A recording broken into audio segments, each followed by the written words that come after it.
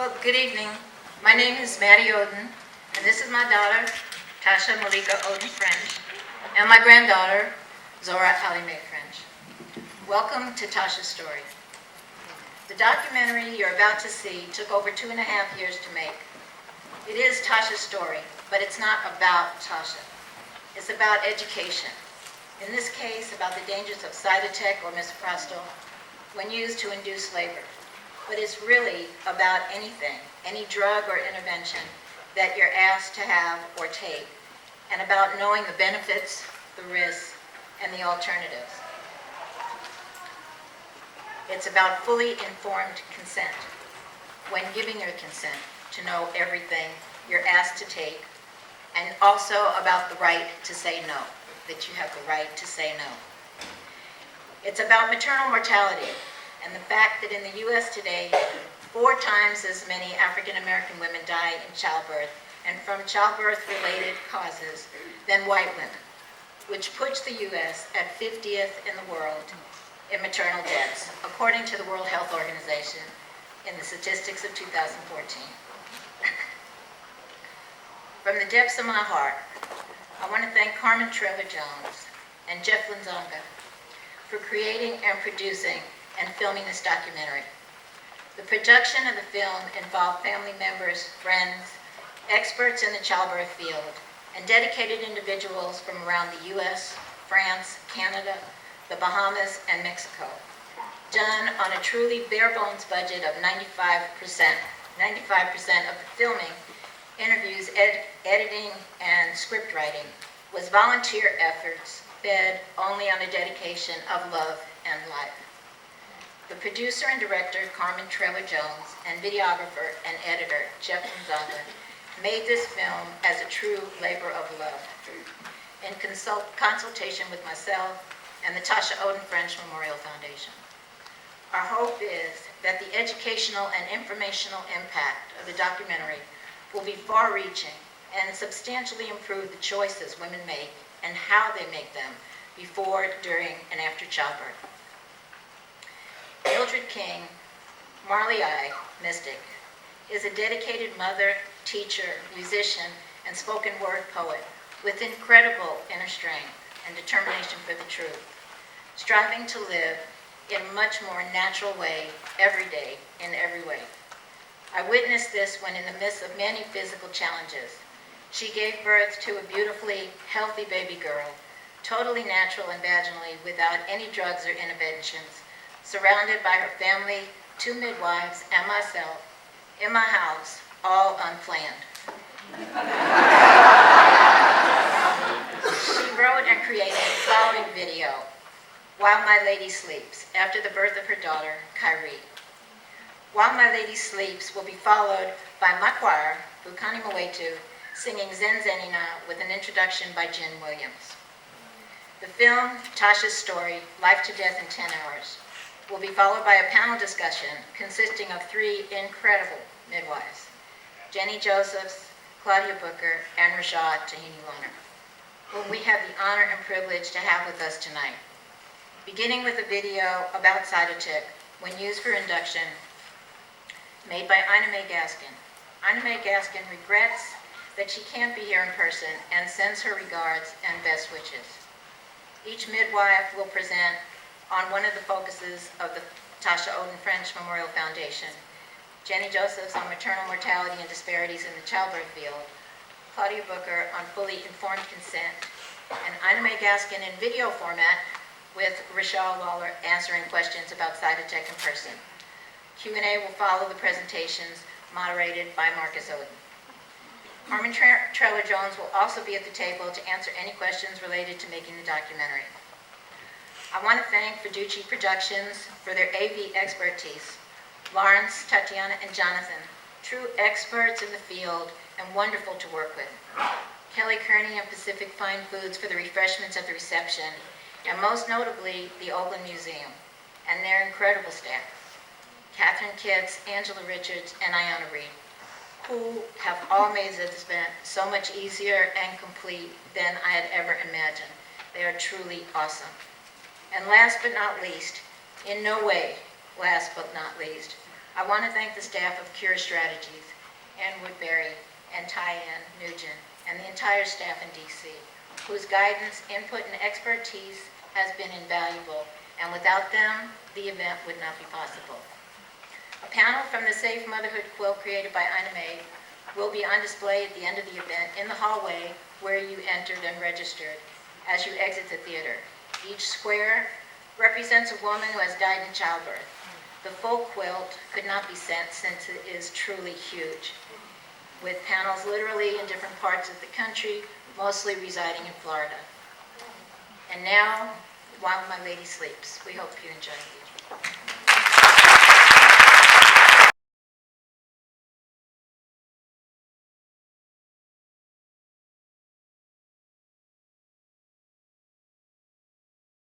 Mawethu, and we were formed during the anti-apartheid movement in South Africa and around the world.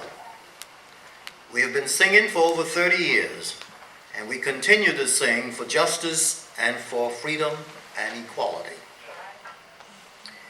Please refer later to your programs for more information about Vukani.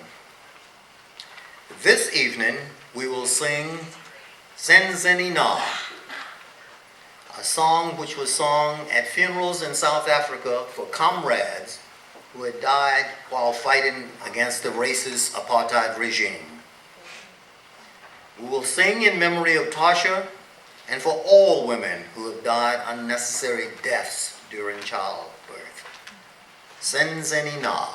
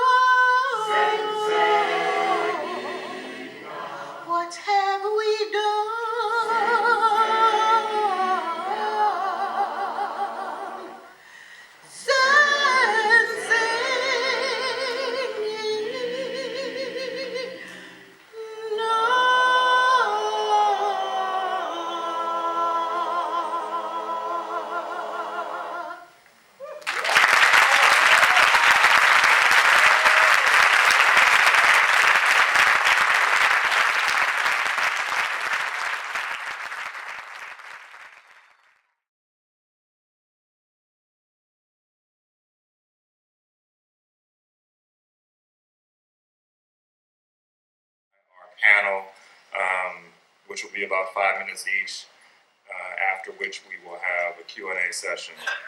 And so I think starting us off will be Jennie Joseph. Thank you very much for being here, and I really appreciate the opportunity to honor Tatia and to support Maddie and the family. I am more than overwhelmed and so moved by what I've seen and what I know.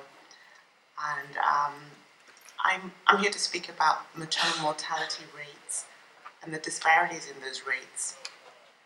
And you can tell I'm not from here, but I've been here 27 years in the United States. I've been a midwife for 36 years. And yeah, I started when I was 12. It's okay. But the entire 10 years that I worked in England, I worked in London, in a busy London hospital. The entire 10 years I was there was one maternal death. And I remember it well because the entire hospital almost went to pieces. Like, everybody was shocked, everybody was talking about it. Nurses were crying. And the woman died from a hemorrhage, which can happen in childbirth. Worldwide, this is something that happens to women during birth. But when I got to the United States, I had no clue what I was coming to. I've been here 27 years, so I say that again because that's a long time. And since I've been here, nothing has changed. If anything, it's worsening. The disparities really need to be pointed out because not only is it outrageous and unconscionable that women are dying in birth in this country, this particular country, but that women of color, particularly African American women and Native American women, are being lost 2, 3, 4 times as often. And these are preventable deaths. That's the piece that really is hard to hear. They're preventable. Recently, though, maternal deaths are increasing. So now we have a situation where we can't quite explain it, supposedly, but that we also are accepting of it. We report it, we have an article, we do a little Facebook post, and we move on. Women are dying right here. And as Ina May pointed out, we don't always know why, and we don't even hear about it. I'm in my area, I'm in Orlando, Florida. The few women that I've heard about that have died, I've only heard about it because the family has spoken and somebody who knows that family has mentioned. It's not in the newspaper. It's not public knowledge. The nurses are dealing with this and taking these women either from the ICU or the CCU to the morgue. Right here. What I want you to know about disparities is that there is no real reason. It is not, especially as far as Black women are concerned, it's not to do with race. So what this calls for is an acknowledgement that the system is broken. And that when one race suffers disproportionately, we all suffer. As long as we accept that this system is what we've got, and we'll just have to make the best of it, we will have physicians and nurses and hospital administrators scared out of their wits to do anything different, panicking and worrying about litigation, trying to fit a system into a system that is not supportive of what they're trying to do. I don't believe that doctors are evil and wicked and trying to harm people, but I also know that everybody's so caught up in what we've already got in place that they're not able to make that change. If you want to look at it another way, this doesn't happen in any other developed nation. We have to accept that something's wrong, and we have to call it out. One of the things that I can say clearly and categorically is that the social determinants of health, the way that the majority of people who are at risk are living, are definitely contributing to their outcomes. But we also see in cases such as Tatia that even educated and well-supported, insured women that are more able to manage, they are still victims to the same system. So I'm going to say it out loud. Somewhere along the way, racism is involved. Okay, that's the bottom line. We have to say these things because we have to deal with these things. And until we deal with these things, things will not change. Again, things are worsening. So I'm not going to belabor the point. We all get it. But as far as I'm concerned, until something changes, our women and our babies are at risk. And we're all part of this responsibility.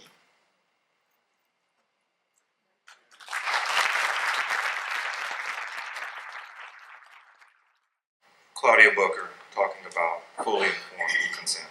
It's like I'm on an OB table somehow. Yeah. I want to start off just by giving a shout out to heaven, to Marston Wagner, who was here. Give out a shout out to this man because he got it so clearly. He got it so clearly and he understands. He wrote a tremendous article several years ago in Midwifery Today where he, my grandma said, he don't have no tea for the fever, you know? He don't cut no cards. He just shoots, he tell you like straight up. And what we have allowed to happen with the English language, and we've done this, ketchup is a vegetable, ketchup is a vegetable, ketchup is a vegetable. Cytotec is not an off-label use. It's an on-label, contraindicated drug. And we have allowed people to say ketchup is a vegetable. It's not an off-label use. It's an on-label, contraindicated use. It says, do not use in pregnancy. And I'm a midwife. It's hard to induce somebody who ain't pregnant. It don't work. It really don't work. And make it so you'll never get pregnant again. But you'll never get pregnant. So we have fallen into this language game of saying, oh, it's an off-label use. And you know, we do that because that's what Viagra was. And see how that worked out, guys. Okay? But it's not. It's contraindicated. It says, do not use in pregnancy. And we forget about that and play, well, we do lots of things that are off-label, and, you know, we take an aspirin now and then have a heart attack instead of getting a headache.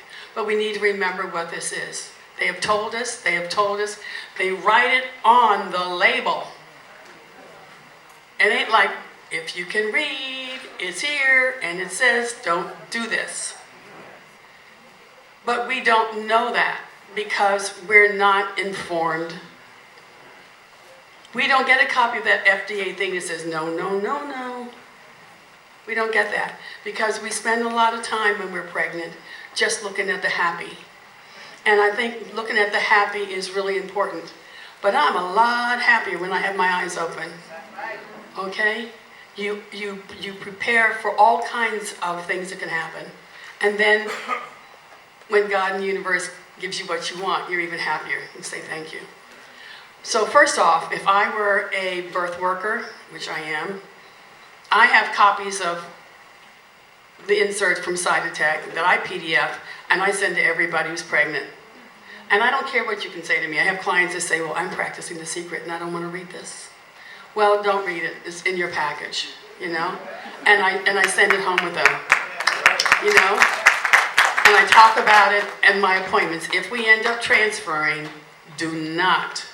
I also have a policy that when I'm a doula, I refuse to serve any woman who's going to get Cytotec. And this is because of Tasha. I'm not going to stand there and watch that happen. I'm not going to try to go to sleep. I'm not. I don't want to carry that memory around the rest of my life. So I don't serve anybody who's going to use, and I say, and if they get to the hospital and you change your mind, I'm leaving. So I'm telling you right up front, I'm leaving you, and you will get to figure this out alone because I can't carry that on my head. I've told you once, I've told you twice. You make your choice. One of the things that happens is the issue of consent. And we in America as women struggle with the issue of consent. We said no might mean maybe, maybe might mean no, might be yes, okay? It's one of the smallest words in the English language. It's got 2 letters next to I. It's like the most popular 2-letter word. And we have a problem saying that because we don't want to make people mad. We don't want to be the bad girl. We don't want people not to like us, okay? We don't want to, so we say everything else, we get talked into stuff. And then we allow people to say to us, and they say it in the hospital all the time, well, your baby could die. You're being selfish, you're being a bad mother, your baby could die. Well, one thing about a hospital, and I love it when they say your baby could die, they will tell you your baby could die if you got blue toenail polish on. I mean, it's not even have to have any relationship to a drug. If you want to wear your own clothes, they're going to tell you the baby could die. So you don't even have to like listen to that, okay? No, my baby ain't going to die because God's not treating me this way, and I'm a smart mother and a smart parent, I'm a smart pregnant person. And because you've been educated before you got there where your hormones were raging and you're scared, you know you have information, you have faith behind you, all right? And so that's very, very important because we don't say no. Now, as marginalized women and as marginalized pregnant people, we carry an extra onerous problem because the next thing they will say to you is, I'm calling Child Protective Services. And they pull that one out because you won't take off your blue toenail polish. Okay? Now, in most states, I'm a lawyer, so I have to say this with like tongue in some part. It's illegal. Illegal, as my grandma said, was a sick bird, you know? It's against the law. It's against the law. Of course, it doesn't mean that they're not going to call the police on you. But guess what? My father used to say, I'd rather be judged by 12 than carried by 6, you know? So, call the police. I'll have a live baby in a uterus, and I'll be able to talk to you much better. Say no. Live with those consequences later, if in fact they come down. Okay? And be prepared that informed consent is something you have a right to. You have a right in the United States to say no to everything, including a C-section. You just have to have the information behind you to stand there. And we as people of colors need to understand that in America, in urban areas, black women are getting cut twice as often as white women. So if I existed where I existed years ago across the hall upstairs, I'd use a word like genocide. Okay? Genocide. Okay? Especially when the laws in the states are changing where we home birth midwives can't serve you anymore once they've cut you. Okay? We can't serve you anymore. So, I feel like I'm in California. Mrs. Reagan, I think she's dead. Say no. Say no. No, just say no. And there are certain, because a tab of Cytotec it costs 49 cents now. Cervidil costs $249. My apprentice gave me this, which I read from beginning to end on the plane. It's about 35 studies. The studies from all over the world are still, trying to figure out how much and what hole to stick it in. What route of administration. They're still going through, do I put it in your mouth, or your tongue, in your anus, in your vagina? We haven't yet figured out even where to put it. We don't know where to put it. And we don't know how much to put. Because we never did studies of it, which is why it's so cheap. So anything like we don't know the route of administration and how much, you should say no anyway, right? Get some liquor. I don't know what I'm going to do with it. You should say no. And mean no. And the hospital will have one of two choices. Check you out AMA, or go downstairs and get that expensive. I'm not drinking the house brand today, thank you very much. Go get that stuff, this is the good stuff, right?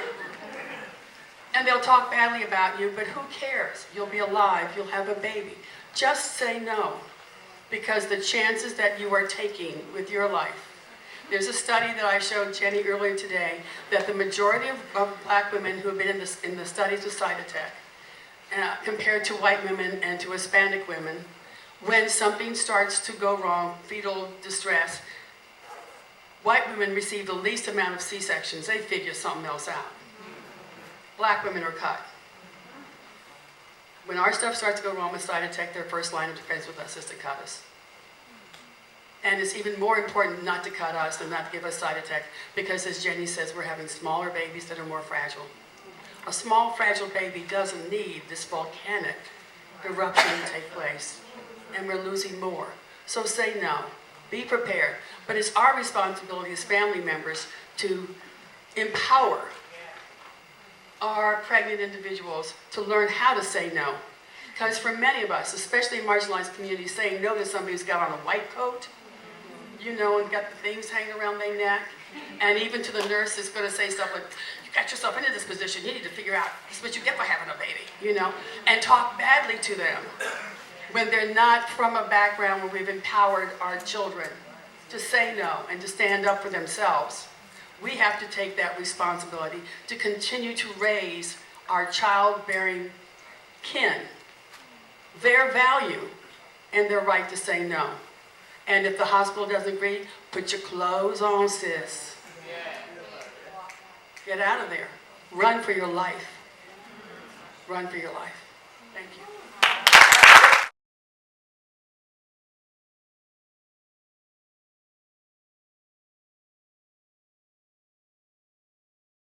Question.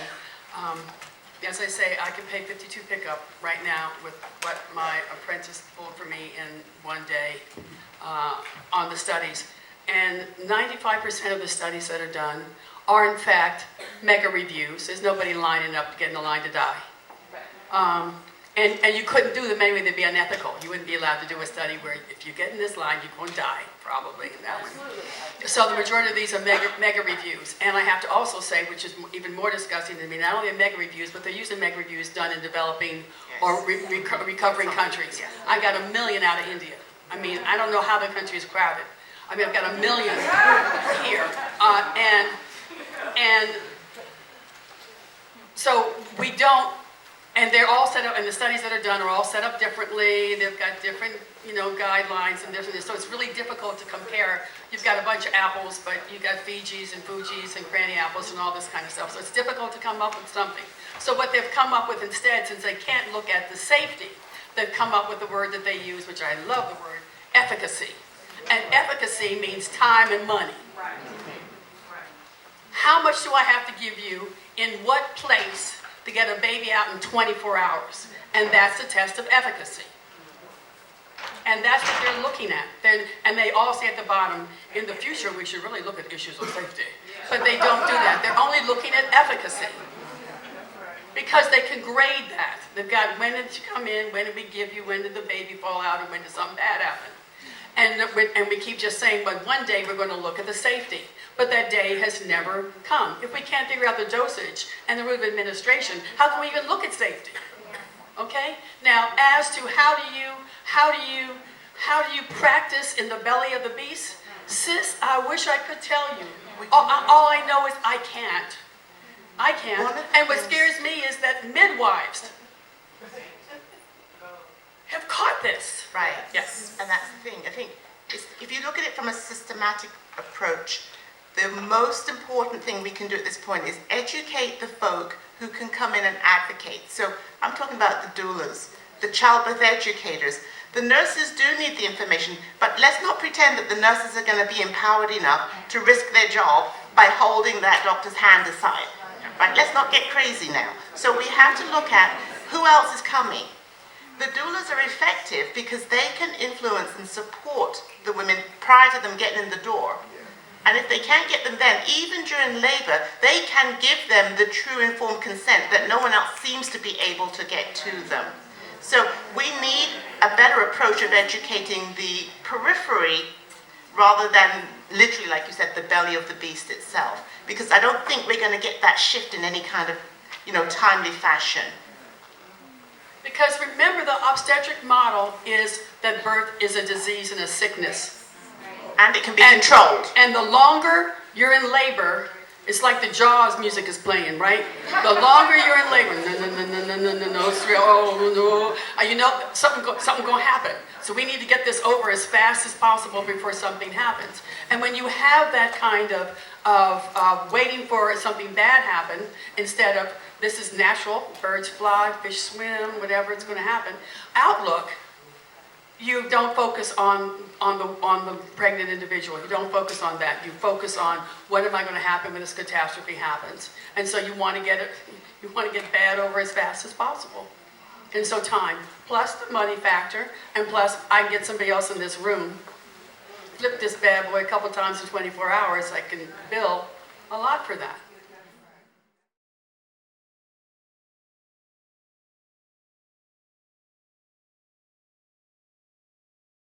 Was mentioned in the video, you agree upon a certain amount of money, and then there's a gag order. And what happens for a lot of these families is they have been reliving that event every single time they have to go in front of a judge or go in front of a lawyer and be depositioned or talk to the nursing staff. Every time they have to relive it, and after a while, for some people, it's too much. They've already lost a family member, they've already lost a baby, and so they just want it to be over. And so then money comes, and maybe they never cared about the money in the beginning, but it's like, I just don't want to tell this story anymore. You're inciting trauma over and over and over on these people, and for them, it's like, I can't do it anymore. Which is why Maddie is so incredible, because she's inflicting this on herself over and over. That's a big piece of it. That's a big piece of it. The other piece is that a lot of the people that are being affected are poor. They don't have a lawyer to call to say, you know, my baby's baby died and we need a lawyer and this hospital did something wrong. They're going to go like this. Okay, well, sure, we'll help you. That's going to be like $100,000. We can put on a payment plan. We can mortgage your house. And these families are going like this. Oh, okay. And then those are the same people that they just crumble. They just fall inside. They just go inside. And what it does in regards to the piece that Jennie was talking about in regards to the health disparities of Black and brown people, there's already a huge distrust with the medical field. I'll just say Tuskegee, that's it. There's a huge distrust. And so to already have that distrust and then to lose a family member to this drug because of an induction, to lose their baby because of an induction, and to be poor and not be able to fight back or feel like they can't fight back, they just disappear. They just disappear into the ethos. We have more power now because we have social media, and so some of these people are going there and getting their stories out, and then someone else latches on and then they share it, and it gets spreads like wildfire. But for the most part, these are poor people, and their biggest issue is how are they going to feed the children that they already have? Or if the mother dies and the baby's left behind, like what happened in Los Angeles, I forgot about this. Last year, we had a baby that died, and we had a father that was scrambling, asking all the midwives in the community to find breast milk for his baby. He wasn't thinking about suing anybody. He was trying to figure out how to feed his baby. Take care of this person that his wife was so excited to meet and wasn't even there to help take care of and raise. So that's a big part of it. To piggyback again, what Jennie and Claudia are saying is the consumer has the most power. If people start going on those hospital tours and saying, well, do you use Cytotec here for induction? Oh, okay, well then I don't want to birth here. If people start doing that, then the hospitals will stop using it. And the other aspect on this as well is that, again, I'm not here to malign the medical profession, but they don't always let you know where the actual incident started. So you're going to be in a position of not actually sure. Even with the reporting of deaths, the mother dies in the intensive care unit. She didn't die in the labor and delivery necessarily. She gets discharged from, well, she can't get discharged because she's passed on, but the family are left with this event ended in the intensive care. It's not even the maternity floor. You see, suddenly you got this switch of maternal death, but not really. Right? The other thing you have to also consider is that there's probably around 40,000 annual near misses, and a near miss is where you didn't die. Right. You almost died. And that's somewhat of a non-event, because what are you reporting now? You're still alive. But how you got to be so ill or so debilitated may be as a result of the interventions. So women that are walking out of the hospital eventually, maybe not in a timely fashion, but they get out and have to go on with their lives, are not even hardly acknowledged or counted. So we have to learn more about the system and the understanding of the medical way of managing maternity to even be aware of some of these egregious harms that are being done, and people are just oblivious because no one's talking about it. And I just want to put in, when it comes to suing, I'm a lawyer. You can sue anybody for anything. It doesn't mean you're going to win. And in this area, when you're talking, you have a woman come in who might have had an alcohol problem or a drug problem or had high blood pressure or didn't make all of her appointments or because she couldn't get a ride because she had kids at home and she couldn't take in her boss with and then she'd lose her job. And so then we get into comparative negligence. How can you say it was my fault when you didn't act right? The guilt, place the guilt on them. Non-compliant. Blame the mother. And so then it's like, well, I can't really sue because there was marijuana in their system, whatever, Yeah. And then when they go to figure out, and here's terrible, how much was the mother and the baby worth? They look at the useful life adjusted income for that person. And then disparities, marginalization, color, education, economics come in. And then it's like, how much is an inner city, 5th grade education, working nighttime, cleaning up in McDonald's, woman's life worth? And it's based on that. It's absolutely based on what they thought you would earn. And to a family who may have a member who is working 3 jobs just trying to pay the rent in states where hopefully we will continue to have a minimum wage after next Monday.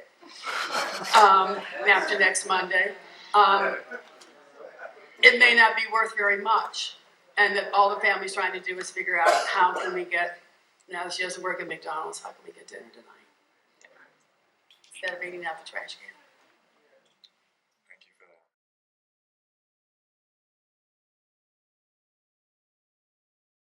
The 2 largest lobbying groups in the United States of America are NRA and ACOG.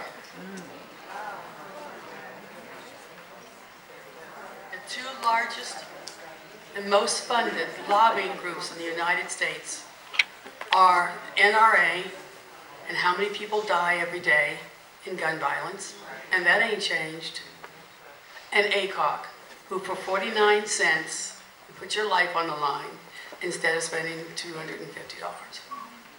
And people will do until they run into the hand, until the consumers say, no more. The childbirth educators are employed by the hospital. The hospital is allowing the doctors to use Cytotec. The hospital isn't going to allow for the childbirth educators to educate you properly about Cytotec that they shouldn't be using in their hospital on the labor and delivery floor for inducing labor. That's why. The childbirth educators, they have to do what the hospital tells them to do. They have to teach what the hospital tells them to teach. They have some leeway on some things. But the hospital is not going to let them teach anything that is going to affect the hospital's bottom line and how quickly they get people in and out of the labor and delivery.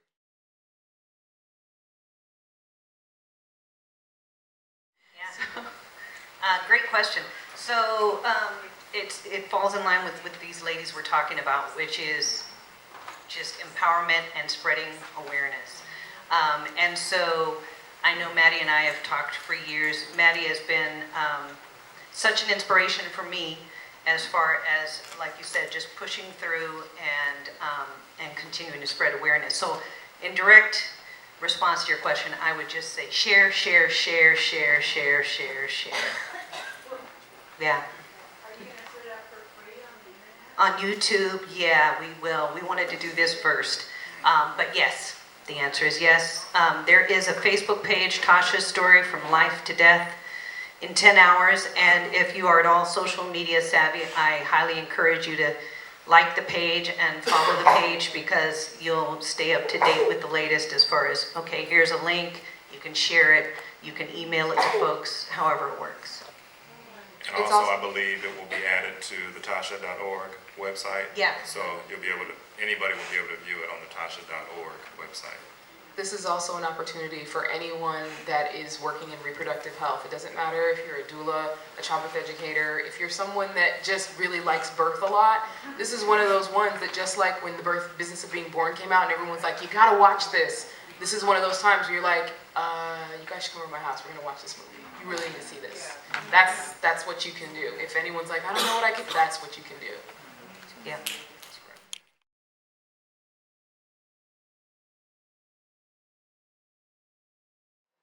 So this. I had to get myself together because I was gonna like spitfire like rapid at you, and I was like, let me pull myself together.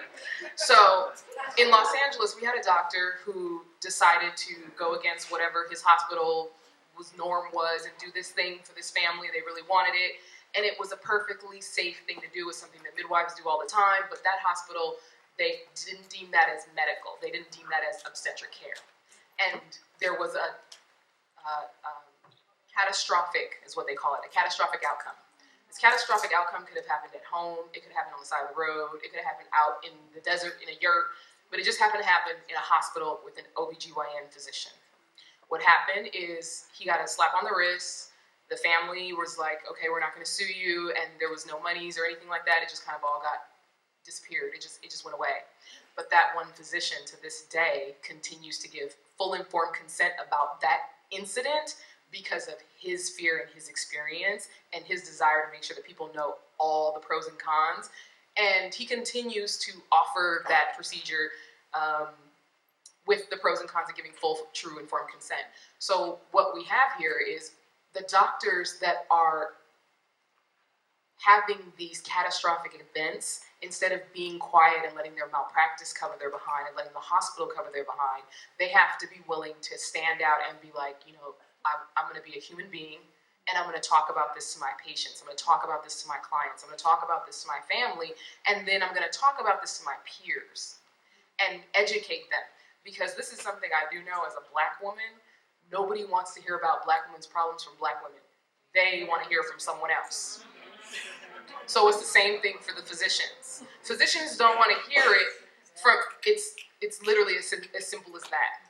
And so what's going to happen is it's going to have to be doctors that talk to doctors and say, hey, you know, maybe we shouldn't be doing this. It's going to have to be doctors that go to their managers of the labor and delivery who don't even do birth, who've never done a birth. They just literally check the boxes of risk and profit. They're going to have to go to those people and say, you know, we're not going to use this drug anymore. We want this drug off the unit. That's the only way that's going to work. The doulas, the midwives, the nurses, we can scream, we can holler, we can say, this is terrible, stop doing it, but the only ones they're going to listen to is each other. And so somebody has to come from behind the curtain and say, this is a really bad drug. We got to stop using it. This video in particular is something that could be taken to hospital administration and said, this is something that you need to watch. Whether or not they actually watch it, you can still take it to them. And as a consumer, they have to at least listen. Whereas they may not listen to a midwife, they may not listen to a nurse, they may not listen to a doula. But as a consumer with a nice big ripe belly with a live baby says, you know, I saw this video and I was wondering if I could give this to the administration and if you could make sure some of the doctors see this. Or a group of doulas can say, hey, we'd love to have a meeting, or the group of midwives, we'd love to have a meeting, and can we share this video with you? Now, what they do with it after the fact is something different, but they can't say they didn't know. They can't say that no one said anything to them. And maybe we'll get to them through guilt. Maybe we'll get to them through seeing the other side. The folks that aren't taking a paycheck, Maddie. The folks that aren't saying, okay, well, I don't really have a lawyer, I don't have support to fight. Maybe they will just see the long-standing repercussions of this, the families without mothers, the babies without mothers, the partners without partners, the single parents that are left behind, or the orphans that are left behind.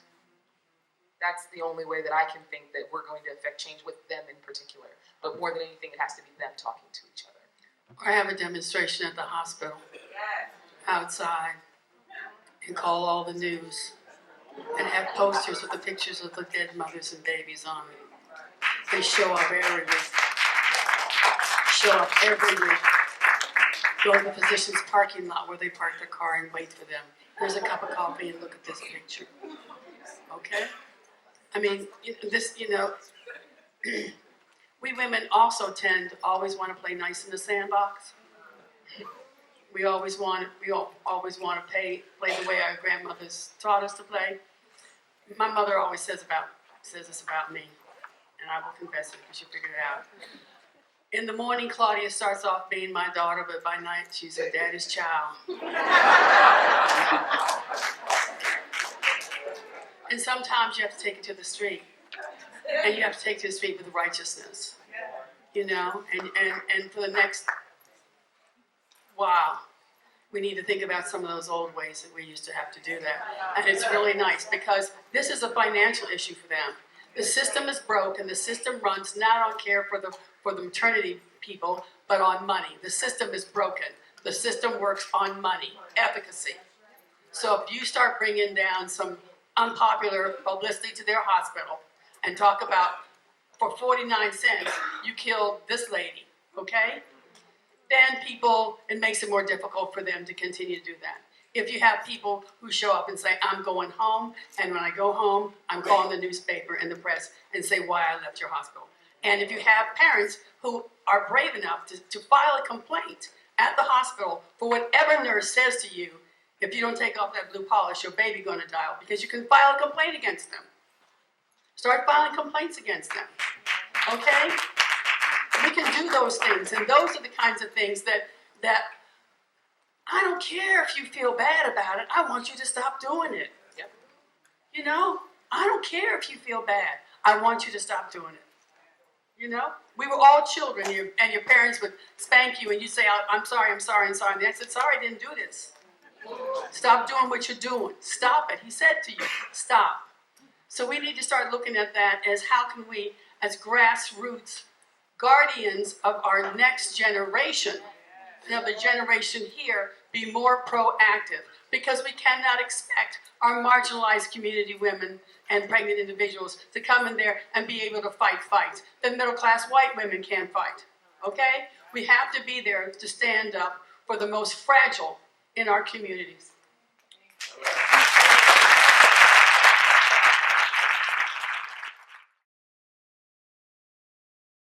To also mention that there's nicknames for this drug. Okay? Miso, like miso soup. It is not a soup. So on the Tasha's Facebook page, I had a mutual friend, Facebook friend, that made a little comment on there. Oh, they're going to give me the dreaded miso. ... People were like, miso? What's miso? So I want to make sure, the misoprostol, miso. So if you're there or you're with somebody and you're supporting them and it's mentioned, it is Cytotec. It's the generic name. And often just called medicine. Yeah. We're going to give you some medicine. Yeah. And never tell you, And ask for the informed consent, like Claudia was saying, when your client, patient, sister, friend, whoever is in labor and they're saying, well, we're just going to give you this Cytotec, sign this paper, ask her, say, hold on to it for a second and let that person walk out of the room. And then you get your phone out and you take a picture of that informed consent. Because even if you can't read it real quick before they come back in and she decides whether or not to sign it, they decide whether or not to sign it, you at least have something that you can go over later and be like, oh, this is not an informed consent. And you can zoom in. You can see that fine print. You can see that fine print. Little things like that is, people are less willing and less likely to break the law if you ask them what they're doing while they're doing it. It's a very commonly used phrase right now, where people say, show me the receipts. Ask for the receipts. I want to see the informed consent for the Cytotec, not for the procedure, not for the medicine, not for the induction method aid. I want to see the informed consent that says Cytotec, misoprostol, with the risks and the benefits. I want to see it. And as a doula, you can tell your families, like we've been saying, before they're even in labor, I don't think that's a really good idea. I'm not going to support you if that's what you're going to choose to do in your labor. Or if we get to that place, you need to ask for that informed consent. You need to see it. You need to look at it. And as the nurse so brilliantly put out, when a woman is in the throes, when a person is in the throes of labor, you could literally say, Michael Jackson's outside, he wants to come outside, get your phone number, he wants to come in the room and see your baby come out, and she'll be like, sure, okay, I'm there. Is the baby gonna come out? Michael's been dead for a long time. So, You have to ask for the receipts. You have to teach your clients to ask for the receipts. You have to teach the partners to ask for the receipts. It's so very common where we see the partners attacked, bullied. Well, this is your baby too. If you just sign this thing, then we can just, she won't be in pain anymore. They won't be in pain anymore. You can just have this baby. Teach the partners to ask for the receipts. Teach the grandmas, whoever is their person in labor, teach them to ask for the receipt. What is it you're giving her? What is it you're giving her? As clients, as patients, you can also say, I want to fill out this form so that if something happens to me while I'm in labor, is there some point where I can't talk anymore with this other person? That's my advance directive. They can say. And then make sure that person knows, oh no, we're not doing side attack. That's not an option. We're not, you can just go on and just go put that away. Awesome. Thank you so much. I know there's so many more questions to ask, but let's just give a round of applause for great.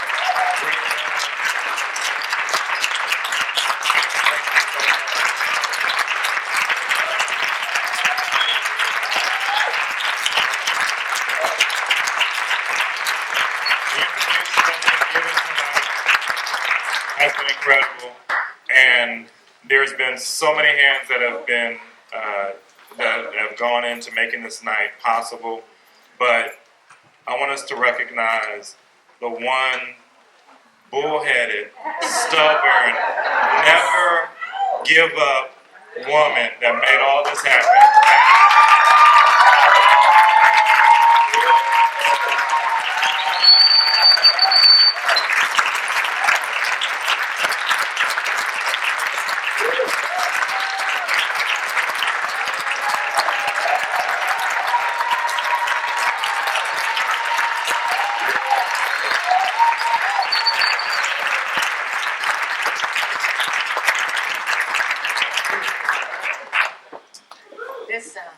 Thank you guys so much. You guys and Carmen running away and Marley I are just awesome.